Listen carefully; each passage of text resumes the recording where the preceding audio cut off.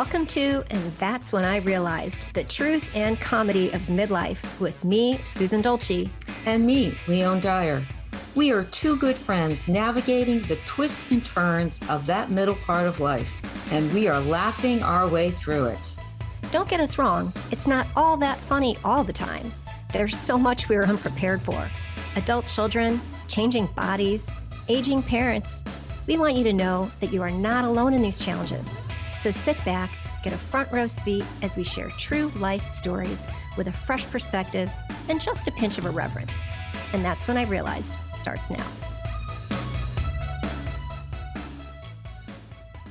Everybody, welcome to And That's When I Realized. I'm Leone Dyer. And I'm Susan Dolci. And this is a show where we are tackling the truth and the comedy of midlife. So Susan and I are best friends, and we get together almost every Friday through Zoom, and we share our week. We share the joys, the challenges, the laughs, and we discuss all those things that friends share. I don't know about you, but we thought by the time we hit our mid-50s, we'd kind of have life figured out. But as it turns out, there's a whole lot we didn't expect. So, like the book we're reading, we're going to continue our discussion with Tony Robbins' newest book called Life Force: How New Breakthrough in Precision Medicine Can Transform the Quality of Your Life and Those you love. So in today's show, we're going to focus on women's health, longevity, the mindset, and fulfillment. So grab a cup of coffee, glass of iced tea, and join us for our second installment. I think this is the last one, right, Susan? Yeah. I think we've had about as much of this book as we had a month. Okay. Well, so the Besties Book Club show. So the last installment. How are you, Susan? I'm doing good. I'm well. So like as I finally today finished the last 700 pages, because I had like literally a few pages left to read, the fulfillment part. This I know this wasn't your pick, as I said last time. I wanted to read this book just because it really is jam-packed with all the latest breakthroughs. Some stuff you might have heard of, like stem cell therapies, but there are so many new cutting edge methodologies that he brings out, and the whole point of his book, as I understand it, is that these are methodologies and modalities that are typically reserved for the rich and famous, right? Because they're not mainstream yet. But he wants us to know that they are there, and as they gain in popularity and as the technology improves, it will cost less and less, and it should be available to the general population. So that's the premise of the book. And it is, I mean, was it a struggle for you to get through all of it? At first when I saw it, because it really reminded me of maybe like a science manual. And so I'm like, oh, GB creepy. Okay, here we go. I'll do it. I actually got into it for the first, and then I don't remember what chapter. I'm like, okay, I'm done. I had to pause. I had to go and, I think I had to read a couple other books in between and come back to it. I did find it, though, while I introduced it as a manual, there's tons of information in here that I'm glad I now know. Just to be aware of really what's out there. But I agree with you 100% that this is kind of a guide to those that can afford the whatever testing. It's not available, and I kind of checked a couple insurance. I know a couple of people who work. You know a few people in the industry. You know a few people, and it's not there yet at all. Like if even if your doctor said, sure, let's get these tests. If you're expecting your insurance company to pay for it right now, it hasn't been approved yet to qualify. Some testing, the person that I spoke with or talked with, was very aware of that testing and said that, yeah, depending on why you needed it, if you just wanted it to be like, yeah, I just want to check it out, you'd probably have to pay for it yourself. Yeah. And I want to get to that because there's a few tests that he says, like at a minimum, you should get. And I want to talk about that, but I want to zig a little bit to, yep. I was really excited about the chapter on beauty and vitality and women's health. I thought women's health, like finally, we're going to get some new information on hormonal changes, menopause, just the whole aspect of women's reproductive health. And wah, wah, wah. Yeah. How did that work for you, Susan? Yeah. It was not, I mean, it was like everything I've already known. Like I personally wanted to get through perimenopause and menopause without any HRT. That's just been, I think my mom kind of drilled that into me because my grandmother, who died before I was born, my mom was convinced that her breast cancer was from the estrogen shots that she was getting, which back in that day, it very likely could have been, right? In the late 50s. And so she was anti-hormone replacement. And so I just always felt like if I can manage it without any sort of intervention, that's how I'd like to do it. Mm-hmm. And I cannot say it's been pleasant. It has not been pleasant by any means. And so I was like, there's going to be some cutting edge technology that's going to, like I've heard of compounded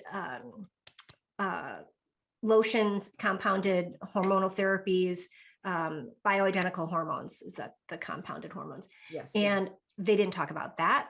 Right. They didn't talk about, I guess there's also a new technology that I've only heard it talked about. And in all honesty, I didn't research it, but there's a new hormonal therapy, a new HRT where they placed like little grains. That's like the size of a grain of rice, like at the base of like in your back, like at the top of like your behind.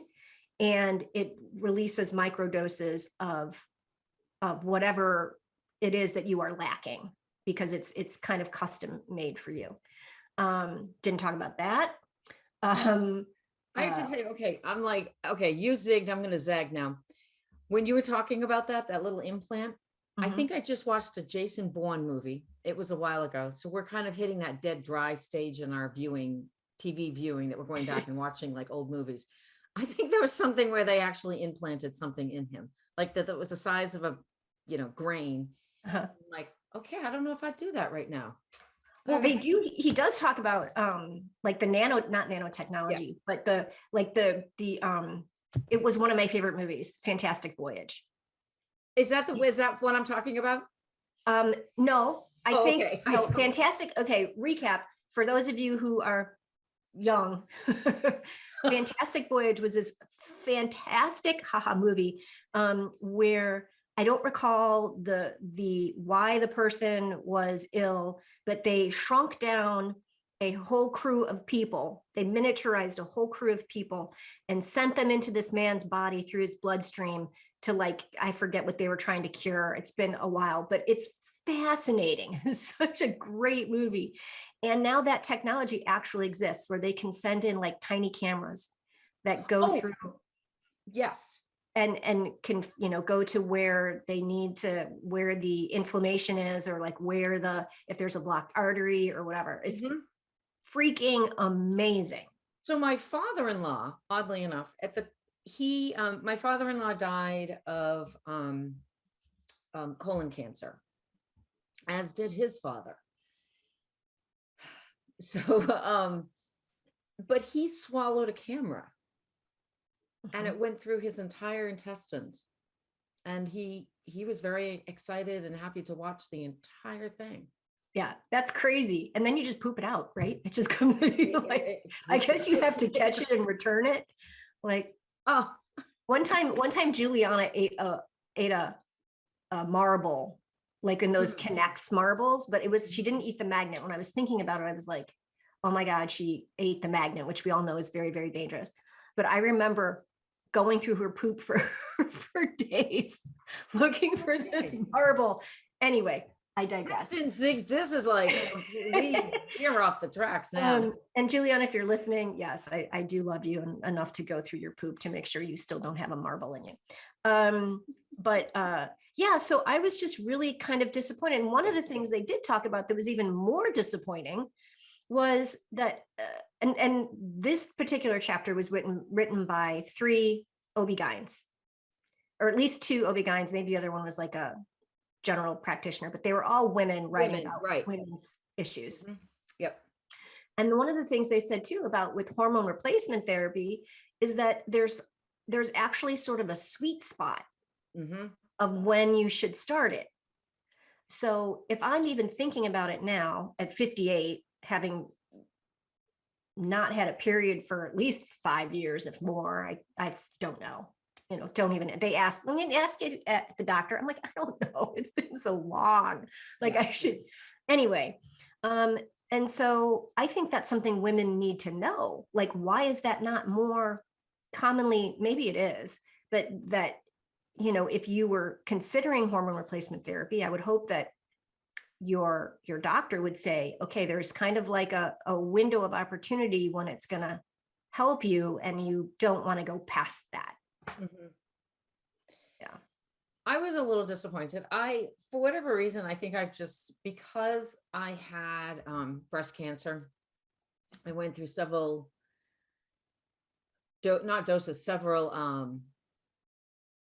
rounds, thank you, of chemo. And then I was on a test, and it just it kept going, and it was several years. I'm like, I'm done. I am done. So after a little bit, my estrogen levels were still incredibly high. I still had cancer markers somewhere in me. They just couldn't locate them. So I had my ovaries removed, just went in and had them removed.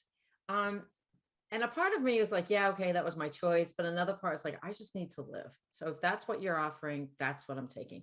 And so from that moment, I kind of like, yeah, I'm done with that. We're done. I kind of packed it up and closed it and mourned the fact that I was not going to have any more children. I was young. I wasn't, and I already had 2 kids, but and so I kind of just tucked it away. And luckily I didn't go through, I have friends who have gone through horrific events, night sweats, and God help me. Yeah, no, I had it for like a week. That was it. Yeah. I probably still have enough estrogen in my body still, because it kind of stores in your fat pockets and all that. So I'm still going through it. I'm still good. Well, I can't say as much, but I'm stomping through it like a champ, and I'm just going to stay the course now, I guess, and pray that one day I will sleep through the night without waking up to a hot flash. So we're going to take a break. When we come back, we're going to talk about some of those tests that we were talking about a little bit ago, and autoimmune disorders, and a whole bunch more. So you are listening to And That's When I Realized, and we will be back in a little bit.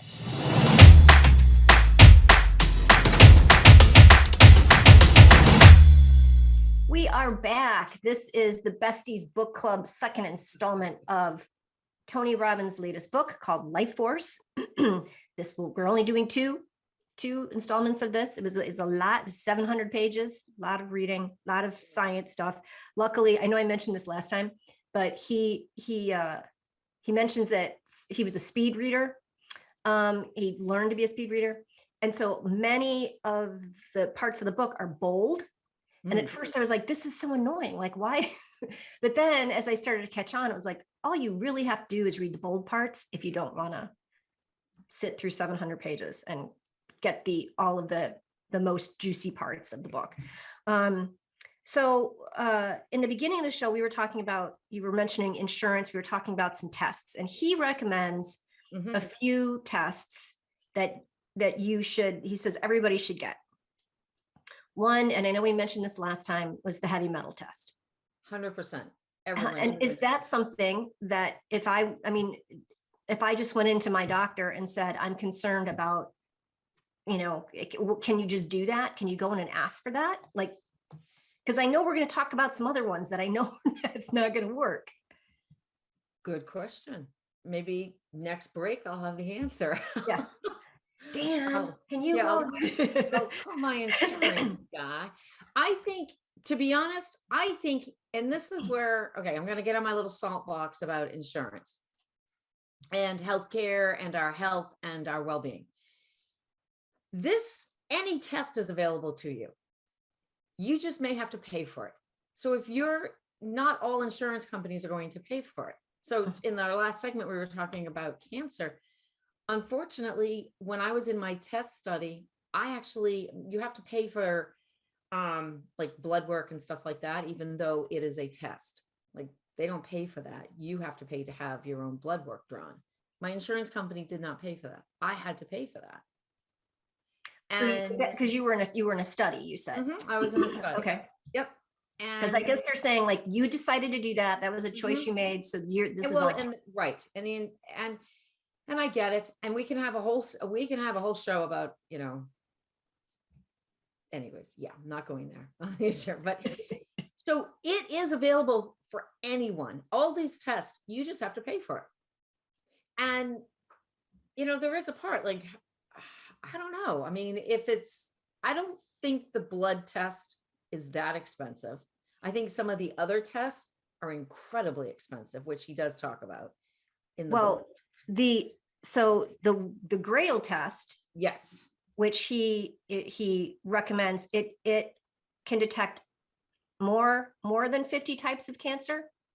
It can detect more than 50 types of cancer. Yes, which is amazing, right? It's just a blood draw. So I looked it up because I'm like, okay, I'm thinking, you go to first of all, I have to get on the board and get myself a primary care physician. I have not done that since we moved here. I got all the other ones, but not a primary care physician. Anyway, so I went onto the website and I was curious, and it was like, I think it was like right around $1,000 for this test. And like, okay, well, what doctor's going to write the order? Because I don't have a primary care physician at the moment. And they will do a telemed conference with you and write you the order. So it's more money, right? I'm sure there's a fee for the telemed visit.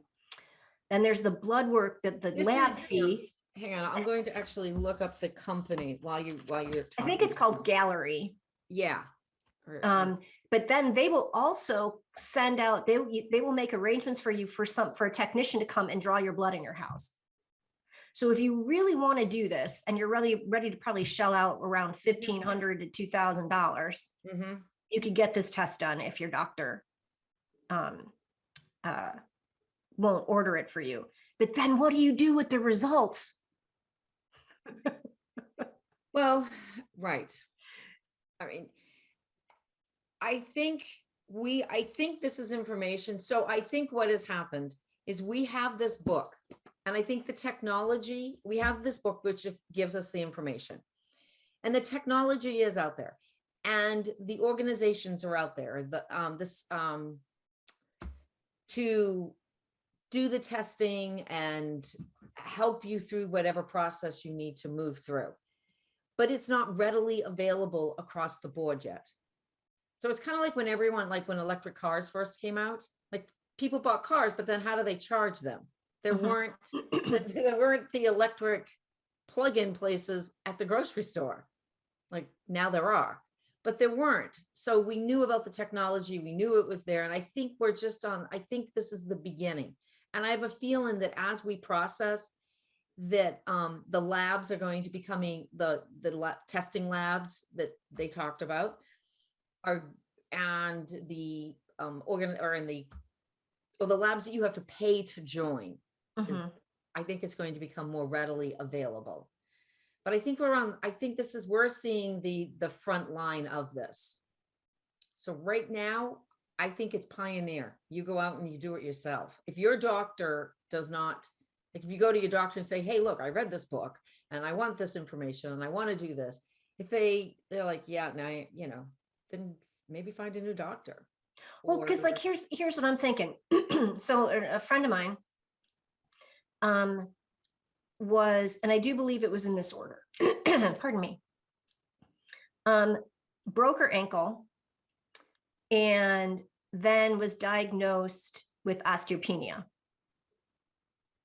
and then had the bone density scan and all of that. But it took the break for her doctor to say, we should maybe do a bone density scan. Mhm. Like if I went into my doctor and said, you know, I'm a petite woman, my mom didn't really have any, you know, osteoporosis. She did have some brittle bones, but she wasn't like hunched over or anything like that. Like I would like to have a bone scan. I'm thinking that again, unless there is some medical reason Mhm.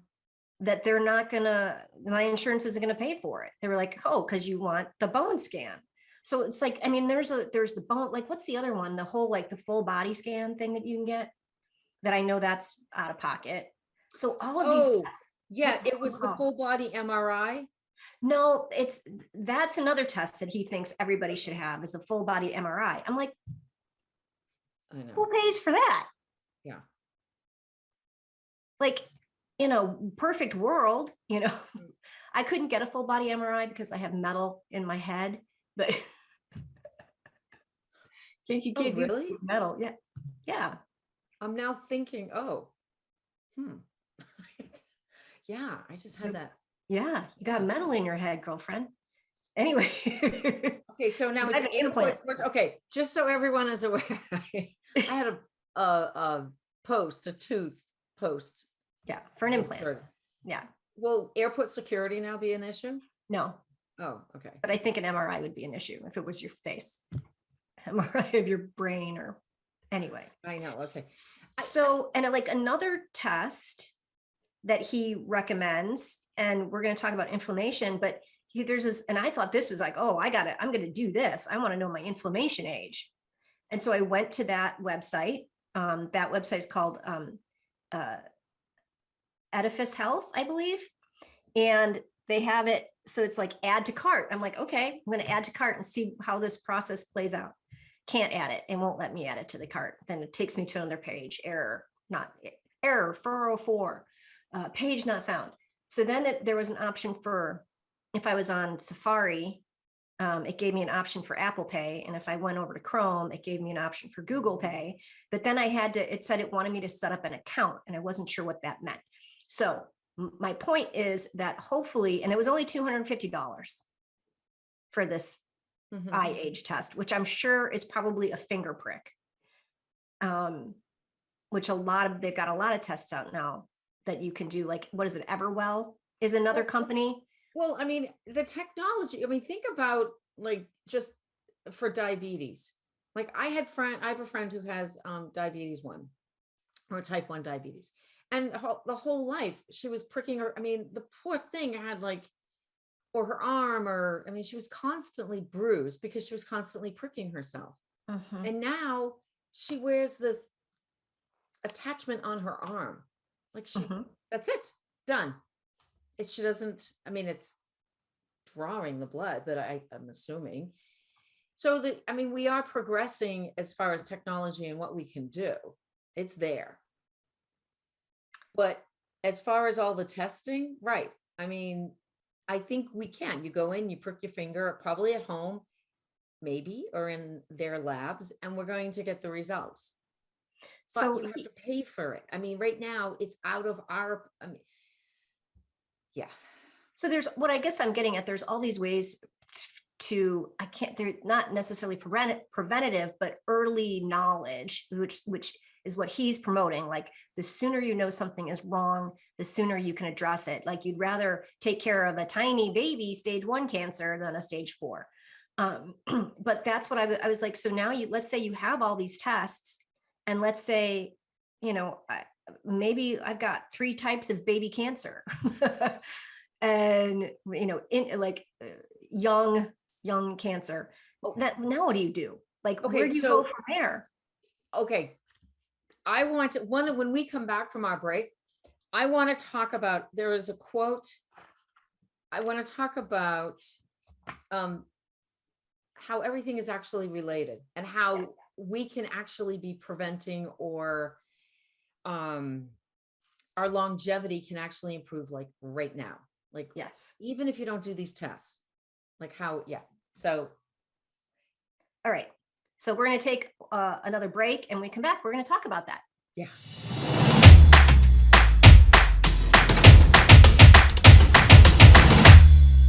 Welcome back, everybody. You are listening to And That's When I Realized. I'm Susan Dolci. I'm here with my co-host and my best friend, Leone Dyer, and we are talking about Tony Robbins' latest book, Life Force. And we've been talking about different tests that he recommends taking that, you know, in all likelihood, your insurance isn't going to cover, which could be quite costly. But then Leone mentioned that there are things we can do right now that outside of expensive testing that are all sort of interrelated that we can do to manifest better health and longevity now. Yeah. So, well, one thing I highlighted it, I got a sticky. So Dr. Dean, and I'm not going to say his last name correctly. I pronounce it differently every time. Is it Ornish?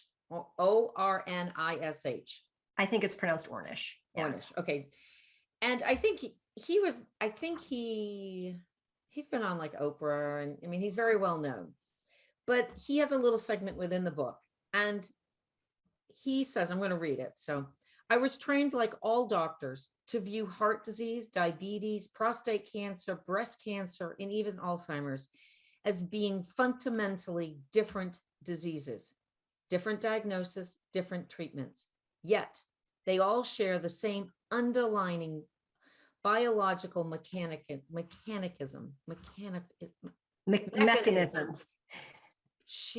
which is directly influenced by what we eat, how we respond to stress, and how much exercise we get. And the last part that was actually really important. Oh, and the psychosocial support we get. Yes. So yeah, it's all, and it's so true. I mean, the cancers, and my whole theory on cancer and all these and illnesses, period, is just negative. And no, it's not just. It is negative energy that we have in the body, and it goes to the weakest part of it settles in the weakest part of our body. That's kind of that's my theory on diseases. But it's taking care of ourselves. And when I was reading through, so the longevity in the book, what to do now, like what can we do right now? I'm like, wow, I kind of am doing this already. Well, not, maybe not all, but I'm doing most of it. And I think you are too, Susan. Yeah. But it is, yeah. So and those things are okay. So fasting, I was not a faster. I kind of like thought, nope, there's no way I can do it. I have to get up. I have to eat my breakfast. I have to. But now we don't even do breakfast. The poor chicken, the egg industry has gone down drastically. But you got your own chickens, so that's okay. Not me, but I know. But somebody on the family farm is eating eating. They're making they're making a lot of custard now. Water, oxygen, and I'm going to say breathing, like not just breathing, but like actual deep breathing. So important, like breathing in and getting rid of all the the toxic,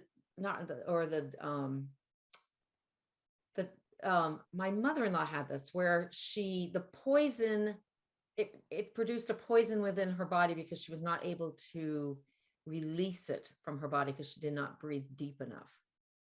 What, carbon dioxide? Yes, but she couldn't, but it turns into, and it filters through, and it creates another really? Yeah. Okay.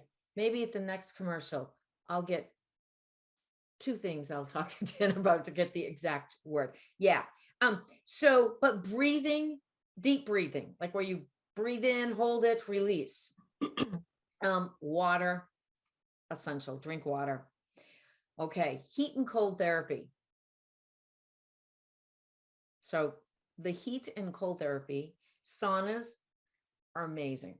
You can give me all I the saunas, but don't put me in one of those uh cryo chamber okay, things. so Mm-mm. Dan and I actually go to a spa.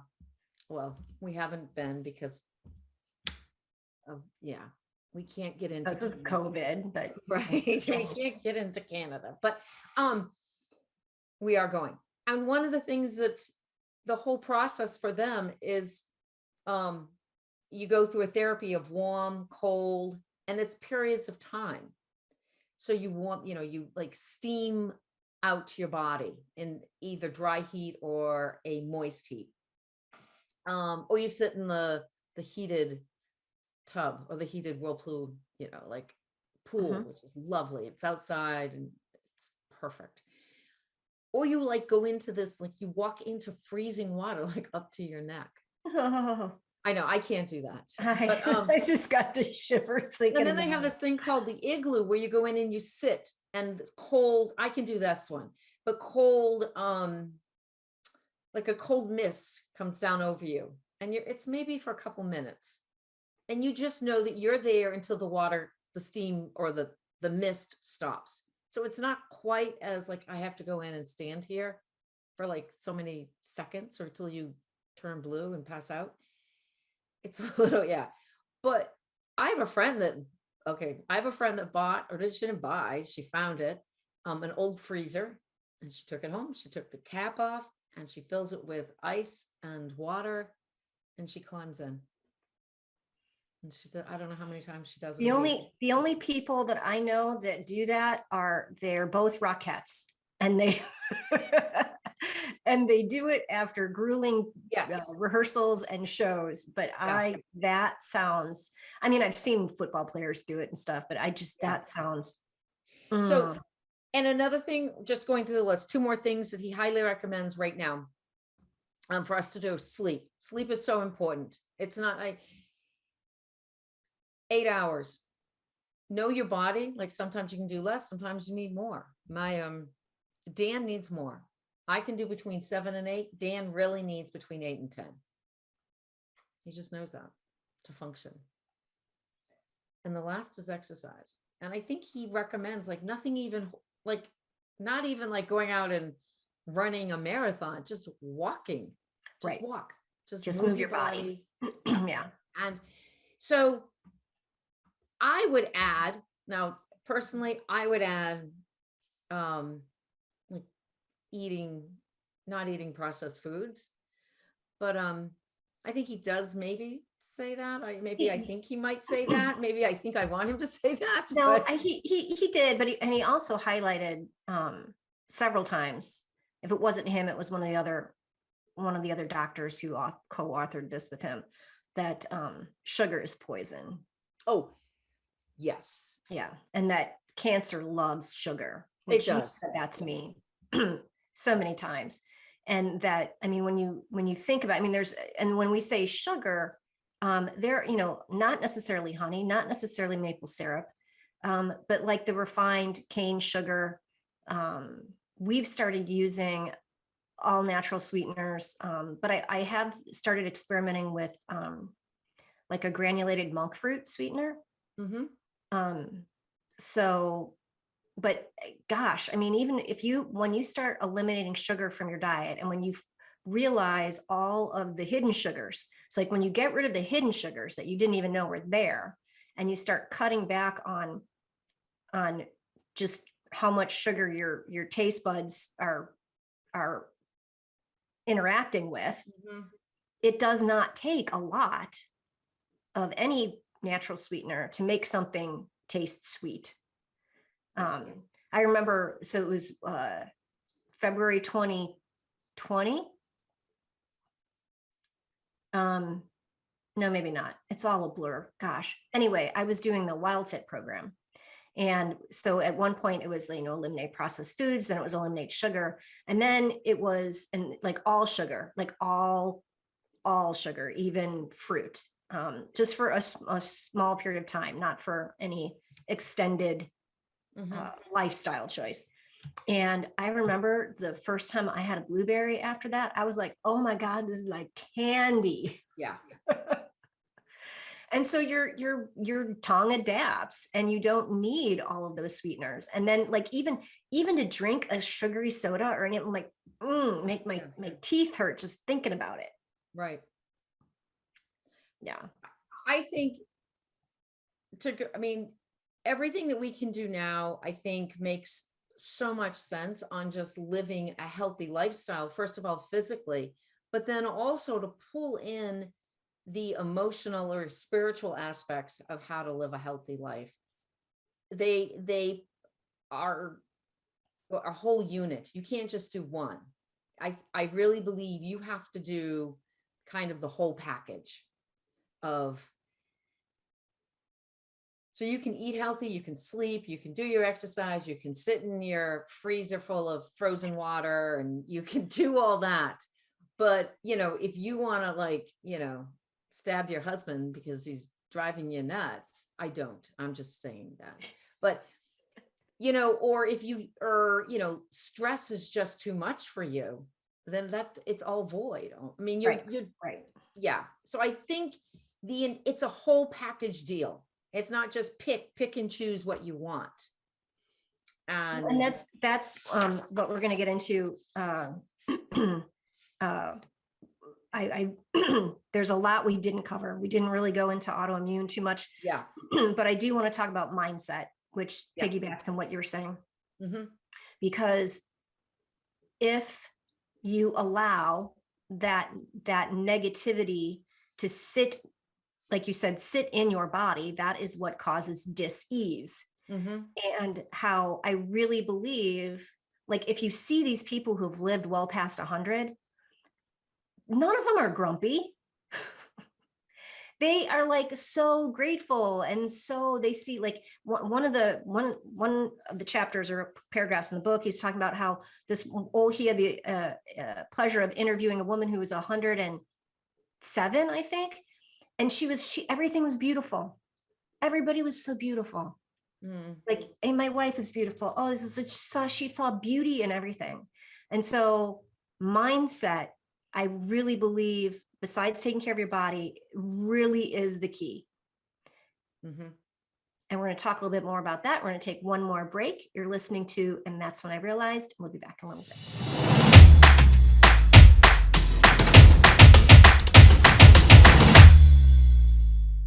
Welcome back. We are doing our final installment of the Besties Book Club. At least we'll bring it back. This isn't the only book we're going to do. Leone's like, oh, really? We're going to do it again. But we are finishing up. Yeah, this time you pick. We're finishing up Tony Robbins' new book called Life Force. And before the break, we were talking about how there's a bunch of lifestyle choices you can make, like in the fasting, drinking more water, breathing, hot and cold therapy, getting enough sleep and exercise, moving your body, all of those things on a regular basis, and just, overall eating healthy foods, whole foods. But if you do all of that and you still have a crappy attitude about life, about if you're stuck in victimhood, if you come from, have a lack mentality, I don't think you can do all of that and it's still going to be good for your body. But your brain, as we also learn in this book, is connected to your gut biome. And so there's this brain gut nervous system. We have a whole second brain in our gut, and those things work together. And so if your mindset is messed up, it's going to impact the rest of your body. Yeah. I think, like if you are in a negative space, then it's producing the negative, again, as I said earlier, it's producing the negative energy. And so you just have to kind of have that positive. I really think now that I'm saying all this out loud, I mean, I think it's just doing whatever you do it with a positive mindset. So I was just thinking, like, I've been on, like, I am the queen, or I had been, not now. I have a different lifestyle, but I was the queen of diets. Like I was on every diet, where the ones you had to count points, and then the ones you counted fats, and then I mean, everything you weighed and you measured and you had points and the whole, I've done it all. And rarely did I do it with a positive attitude. I mean, I did it. It was like, oh, yay, you know, but food became bad. Like food became a negative. So whenever I ate, I was eating what I really didn't want to eat, because I really wanted to eat the chocolate cake. But chocolate cake was bad. Pizza was bad. Spice gumdrops were bad. Sometimes even food, like real good food was bad. Like I remember like being on I think it was like I was doing low carb. Carrots were bad. Carrots, come on. Carrots, peas. That's But it was, so there was this mindset of good and bad. And so when you're eating that, if you're eating it and like, oh, I'm eating it, but I really hate this, but I'm going to do it because, you know, I don't want to be skinny. I mean, I don't want to be fat. I want to be skinny, rather than, oh, I'm eating my salad because it is the healthiest thing I can do for myself. Mindset difference. And I think, when we were interviewing Justine Sloan a few shows back, I loved what she said when she said, you know, ask yourself, is this the most loving thing I can put in my body right now? Or is this the most loving thing I can eat? Yeah. So Justine, it was intuitive eating. So I think So exactly. And I think that's the same thing for everything. Is this like mindset? Is this the most positive, loving thought I can have towards this person? One of the things, and I definitely wanted to get this out there. Yes. That he wrote in the book. He said, we can't control everything, but we do control the most important thing of all. We have the ability to control these three things. And that's what things mean to us. We can control our emotions and our actions. So it's all like, I mean, when we were talking about emotions earlier, and you're like this negative energy that gets, you know, stuck in you or whatever. He's not saying ignore emotions. None of us are saying, you know, pretend that, you know, all emotions are bad. No, emotions are neutral. No. Emotions just are a messaging system to say, okay, something is, you know, you're either triggered by something or you are grieving something, and they're just messages. They're just coming to tell you, hey, you need to pay attention to this right now. And if you can master that and allow it the space to move through you, and then you can take a decisive action of like, okay, this situation really sucks right now, but here's what I can do to change my circumstances, even if it's not a whole lot. But instead of being stuck in this overwhelm and I'm a victim and nothing's in control. And and that is all just perspective. Yeah, 100%. I think acknowledging your feelings, regardless of what they are, it's okay to say, you know, I'm really mad that person just cut me off. It's okay to acknowledge I am mad, rather than keeping it in and have road rage until you, you know, get to your work or get home. I mean, so I think acknowledging your feelings, and once you acknowledge, like, I'm angry at that person who cut me off, then go down the rabbit hole. Why am I angry? And then you just keep, and that gets to the trigger, and that's what you work on. I think it's so important I think this is why I think the work that you're doing, Susan, is so important, because we're at that point, I think, in human development, that we are getting to a higher consciousness. And so we have to acknowledge those feelings. So my parents, your parents, never talked about feelings. Like that didn't exist. And my parents are now beginning to acknowledge their feelings, and other than good, or I feel good, I feel bad, I'm kind of achy. That's it. Like, those are the feelings they knew. I mean, I'm happy, I'm sad. Now they're really getting into the meat of it. but it's taken years of us telling them. Our generation is kind of, we're right there. We get it. We see the bridge. The kids that are coming up, the kids, and this is where your therapy or your coaching is so important, is we're learning how to parent children of a higher consciousness, which is understanding their emotions and that they're okay. It's okay to have feelings. It's okay to have an emotion. And it's the same thing. You like peas over green beans. This makes me scared. This makes me happy. Yeah, we say there are no bad emotions. They just are. And it's just how you, give them the opportunity, have their space and their time to vent, to move out of your body. And then you can just let it go. And that's why, like you were talking about breathing, how important breathing is. Phil was reading a book, I think it's called Breathe. I think the name of the book was Breathe. And like, it's fascinating how much we don't breathe. Yes. And so like I think he still has it. He puts it on his phone, like to remind himself to take a moment to like do some breathing exercises, because, if we're not getting oxygen into our cells, we're going to die. That's what happens. Well, we die. But it also clears out.